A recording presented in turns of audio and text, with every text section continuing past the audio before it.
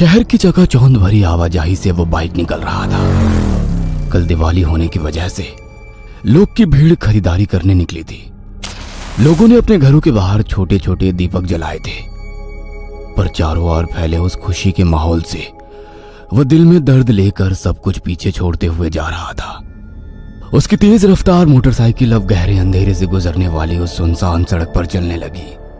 Motorcycle के headlight की रोशनी रात के घोप अंधेरे को चीरती हुई आगे बढ़ रही थी। शहर काफी पीछे छूट गया था। बाइक पर बैठा वो लड़का कुछ मायूस लग रहा था। शायद कोई बात थी जो उसे मन ही मन खाए जा रही थी। उसकी पीठ पर एक बैग लदी हुई थी।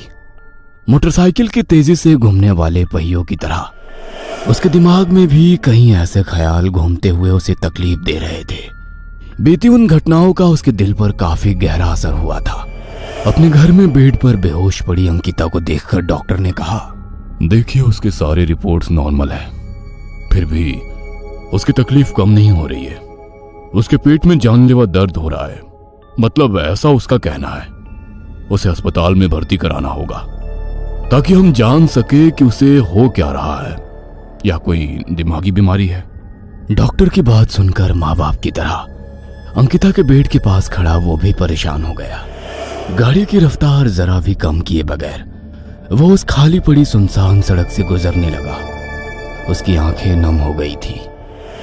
अपनी केबिन के अंदर कुर्सी पर बैठे डॉक्टर साहब ने सामने बैठे माँ बाप से कहा, हमने हर मुमकिन कोशिश करके देख लिया है, पर नतीजा आपके सामने है।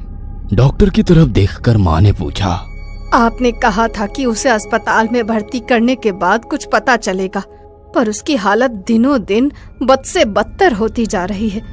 मेरे ख्याल से अंकिता को पागल खाने भेजना पड़ेगा।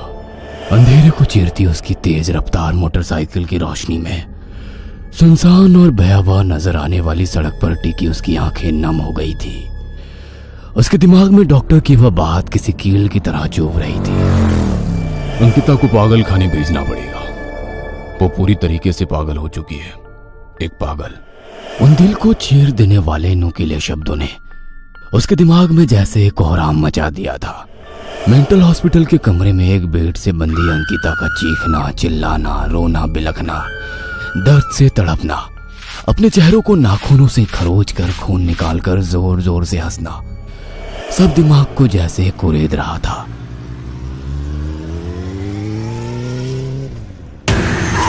काली सड़क पर वो अपनी बाइक के साथ घसीटते हुए कुछ दूरी पर जा रुका और सब कुछ शांत हो गया। कुछ पल वो वैसे ही जमीन पर पड़ा रहा। जमीन पर पड़े उसे अपने बचपन की वो घटना याद आ गई। माँ देखो, भैया साइकिल से गिर गए। घर के आंगन में साइकिल से गिरे भाई को उठाने के लिए अंकिता दौड़ती हुई उसके पास गई। उसके हाथ पर थोड़ी सी खरोच आई थी, पर उस जख्म को सहलाते हुए अंकिता खुद ही रोने लगी। अरे पागल, चोट मेरे हाथ पर लगी है और दर्द तुम्हें हो रहा है। पर बिना कुछ बोले जमीन पर गिरे अपने भाई को संभालते हुए वो घर के अंदर ले आई। अपने भाई के लिए उसका प्यार देखकर माँ का दिल भी भर आया। उस दिन अंकिता की नम आंखें अभी भी उसकी नजरों के सामने से हट नहीं रही थी। गाड़ी से गिरने की वजह से उसके जिस्म में काफी चोटें आई थी। खून निकल रहा था, दर्द हो रहा था, पर उसे संभालने के लिए आज उसकी बहन साथ नहीं थी। खुद को संभालते हुए वो खड़ा हो गया और उसने मुड़कर देखा तो कोई नहीं था। जैसे तैसे वो खड़ा हो गया और उसे कुछ याद आ गया। मेरी बैग।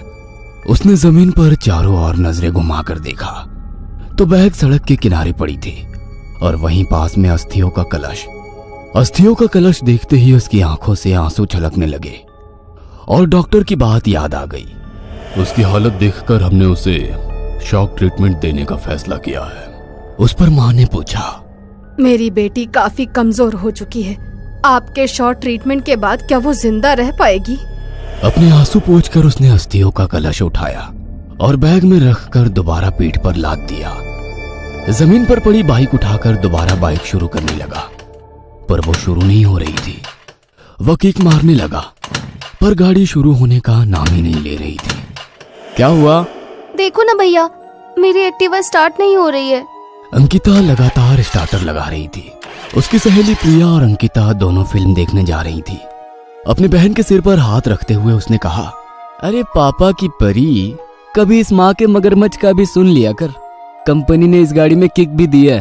तभी पीछे खड़े पापा ने जरा गुस्से आवाज में कहा, तुम्हारी वजह से मैं इसे जाने की इजाजत दे रहा हूँ, पर रात होने से पहले इसे घर आना होगा, वरना।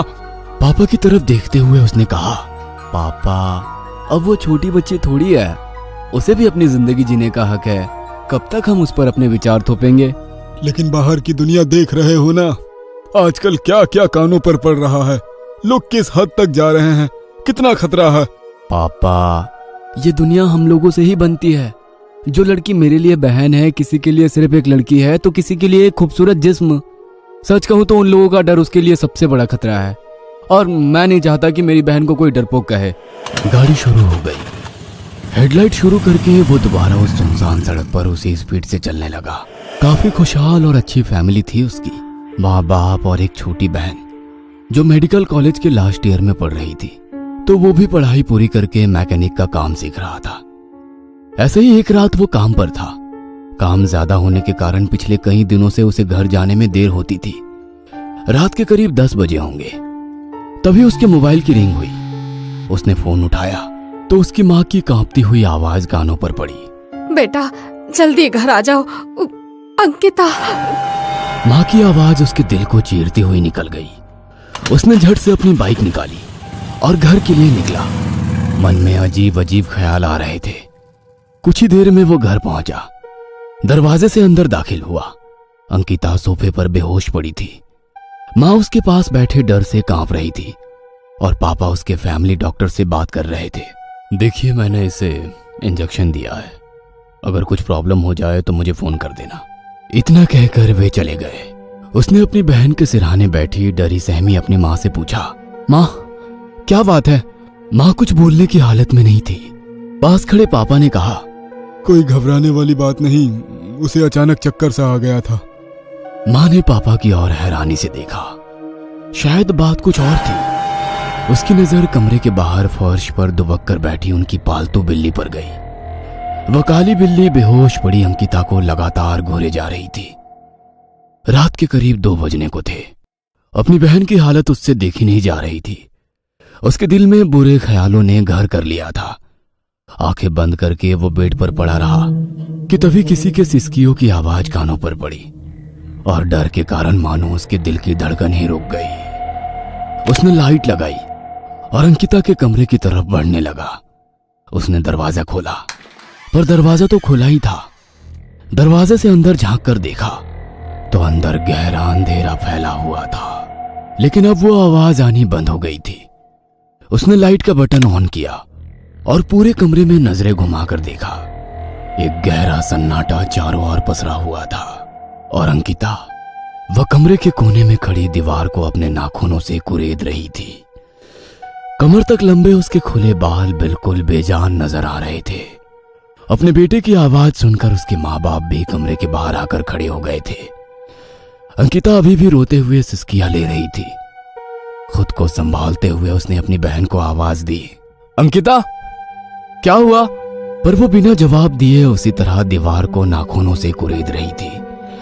वह एक एक कदम बढ़ाते हुए अंकिता के पास पहुंच गया और उसके कंधे पर हाथ रखकर बोला, अंकिता क्या हुआ? रो क्यों रही हो? अपने भाई की आवाज सुनकर अंकिता ने नम आंखों से मुड़कर देखा। उसके मुंह पर खून लगा था।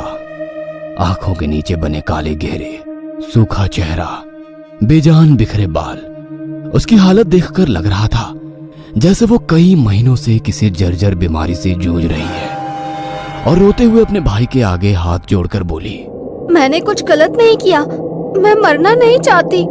इतना कहकर वो एकदम से बेहोश होकर जमीन पर गिर पड़ी। उसके हाथ की उंगलियों को उसने अपने दांतों से काटकर खून निकाला था। तभी दीवार पर नजर गई और वो सन्ना रह गया। उस पर खून से लिखा था, मुझे बचा लो।